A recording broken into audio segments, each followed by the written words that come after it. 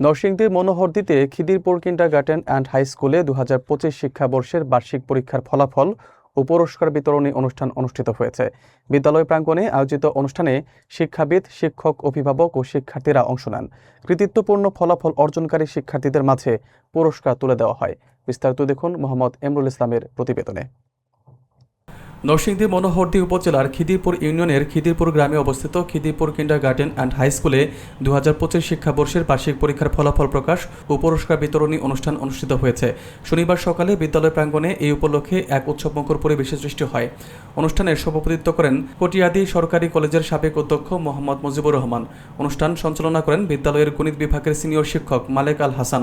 এতে প্রধান অতিথি ও বিশেষ অতিথি হিসেবে উপস্থিত ছিলেন সরকারি শহীদ আসাদ কলেজের সহযোগী অধ্যাপক মঈনুদ্দিন আহমেদ আব্বাসী, পাকুন্দিয়া আদর্শ মহিলা ডিগ্রি কলেজের সহকারী অধ্যাপক হাসিনা হকরুমা, খিদিরপুর সরকারি প্রাথমিক বিদ্যালয়ের প্রধান শিক্ষক আনোয়ার হোসেন ভুইয়া এবং পশ্চিম রামপুর সরকারি প্রাথমিক বিদ্যালয়ের প্রধান শিক্ষক লুৎফর রহমান বাদল। অনুষ্ঠানের সার্বিক দিক নির্দেশনায় ছিলেন বিদ্যালয়ের প্রতিষ্ঠাতা ও প্রধান শিক্ষক জাকির হোসেন খোকা। ব্যবস্থাপনায় দায়িত্ব পালন করেন অনুষ্ঠান পরিচালনা কমিটির আহ্বায়ক ও বিদ্যালয়ের ধর্মীয় শিক্ষক মাওলানা মোহাম্মদ এমরুল ইসলাম সহ আহ্বায়ক কমিটির অন্যান্য সদস্যরা। অনুষ্ঠানে বিদ্যালয়ের শিক্ষক শিক্ষিকা মণ্ডলী, অভিভাবকবৃন্দ ও শিক্ষার্থীরা উপস্থিত ছিলেন। শেষ পর্বে অতিথিবৃন্দ পরীক্ষায় কৃতিত্বপূর্ণ ফলাফল অর্জনকারী শিক্ষার্থীদের হাতে পুরস্কার তুলে দেন, যা শিক্ষার্থীদের মাঝে আনন্দ ও উৎসাহ বাড়িয়ে তোলে।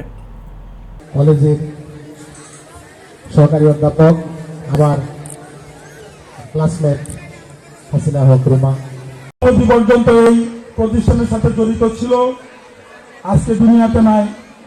পাশাপাশি বিশেষ করে বেগম খালেদা জিয়ার মৃত্যুতে আমরা সবাই শোকাহত এবং বিশেষ করে তারা প্রত্যেকেই যেন আল্লাহ তাআলা জান্নাতের সর্বোচ্চ মাকাম দান করেন। প্রিয় ছাত্রছাত্রীরা, জীবনকে সুন্দর করার জন্য আজকে আমরা যে ধর্মের অনুসারী হই না কেন, সৃষ্টিকর্তার কাছে আমাদের কৃতজ্ঞতা জানাতে হবে। সৃষ্টিকর্তার মহানুভবতা, দয়া, অনুগ্রহ কামনা করতে হবে।